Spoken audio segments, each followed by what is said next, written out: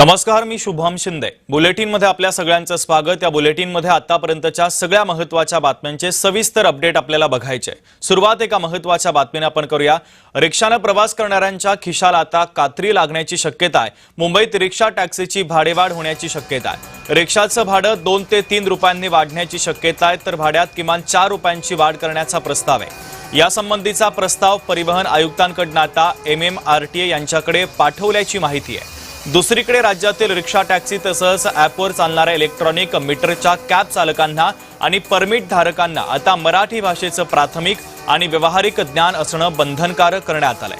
नव्या नियमानुसार अमराठी चालकांसाठी 15 ऑगस्टपर्यंत मराठी भाषेचं मूलभूत ज्ञान अनिवार्य करण्यात आलं। मात्र तपासणीच्या वेळी एखाद्या रिक्षा टॅक्सी चालकाला मराठीचं ज्ञान नसल्याचं आढळलं तर त्याला मराठी शिकण्यासाठी आता 1 महिन्याची मुदत देखील देण्यात येणार आहे।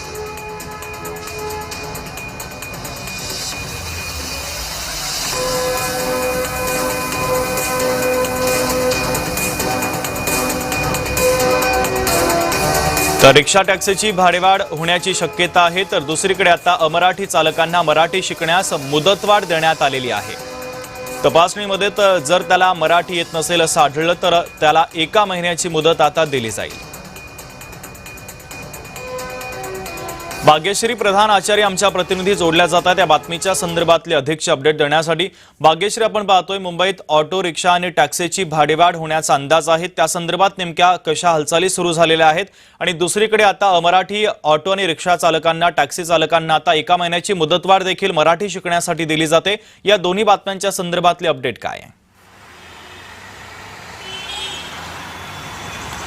नक्कीच या दोन्ही बातम्या टॅक्सी चालक रिक्षा चालकांसाठी महत्त्वाच्या आहेतच, मात्र त्याचबरोबर प्रवाशांसाठी अत्यंत महत्त्वाच्या आहेत। त्याचं कारण मुंबईमध्ये मोठ्या प्रमाणात टॅक्सी आणि रिक्षाचा वापर प्रवासासाठी केला जातो आणि अशा वेळी मराठीवरनं अनेकदा प्रवाशांची भांडणं झालेली पाहायला मिळतात की मराठी येत नाही, मराठी बोलणार नाही, अशा पद्धतीची अरेरावी अनेक टॅक्सी चालक रिक्षा चालक करताना पाहायला मिळतात। आणि त्यानंतर राज्य सरकारने एक निर्णय घेतला होता, 15 ऑगस्टपर्यंत तुम्हाला मराठी शिकणं अनिवार्य असल्याचं सांगितलं होतं। त्यासाठी विविध RTO मध्ये तसे क्लासेस वर्ग देखील चालले। कोकण साहित्य परिषद असेल किंवा मुंबई साहित्य परिषद असेल यांच्याकडनं वेगवेगळे टीचर्स जे आहेत किंवा शिक्षक जे आहेत ते मराठी शिकवण्यासाठी येत होते आणि मराठी शिकण्यासाठी अनेक रिक्षा चालक टॅक्सी चालकांनी देखील गर्दी केलेली पाहायला मिळाली होती। शेवटच्या या 8-9 दिवसात तर प्रचंड गर्दी झालेली पाहायला मिळाली होती। आता आपण बघतोय की 15 तारीख मुदत होती, त्यामुळे आता उद्या 15 तारीख आहे,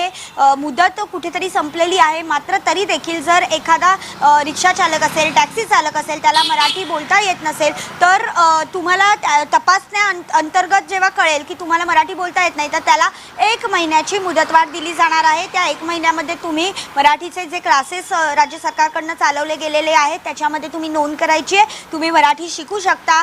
निदान बोली भाषा जी आहे मराठीची तुम्हाला कळेल इतपत तरी मराठी तुम्ही शिका, अशा पद्धतीची ही योजना आहे। आणि जर त्यानंतर देखील जर तुम्ही शिकला नाही तर तुमचा परवाना थेटपणे रद्द करण्यात येणार असल्याची माहिती राज्य सरकारकडून सध्या देण्यात आलेली पाहायला मिळते। तर दुसरीकडे जर आपण बघितलं तर प्रवाशांच्या खिशाला मोठी कात्री लागण्याची चिन्ह देखील पाहायला मिळतात। त्याचं कारण जर आपण बघितलं तर साधारणतः 1 रुपया रिक्षा भाडे वाढणारे, म्हणजे 26 रुपये आहे सध्या ते 27 रुपये होईल आणि टॅक्सी चालकांमध्ये देखील वाढ होणार आहे, जे 32 रुपये ते आता 31 रुपये ते 33 रुपयापर्यंत जाईल। अशा पद्धतीची ही भाडेवाढ होईल, म्हणजे 1 रुपया रिक्षा भाडे वाढणार आणि 2 ते 3 रुपयांची वाढ टॅक्सी भाड्यामध्ये होणार।